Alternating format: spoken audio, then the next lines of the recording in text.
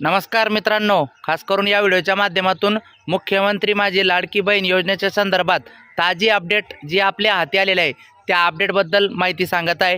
विनंती आहे तत्पूर्वी अशाच पद्धतीच्या प्रत्येक योजना असेल, प्रत्येक माहिती असेल आपल्या चॅनलवर टाकण्यात येईल, तर अवश्य आपल्या चॅनल प्रत्येकाने सबस्क्राईब करून घ्या आणि या व्हिडिओला लाईक नक्की करा। मित्रांनो, ताजी अपडेट अशी आहे की आता फक्त अंगणवाडी सेविकांना मुख्यमंत्री माझी लाडकी बहीण योजनेचे अर्ज भरण्यासाठी शासनाने सप्टेंबर महिन्याभरात जी काही मुदतवाढ दिली होती, पण मात्र यापुढे केवळ फक्त अंगणवाडी सेविकेमार्फत भरलेले अर्जच स्वीकारण्यात येतील असा जी.आर. महिला व बालकल्याण विभागाने स्पष्ट केले आहे।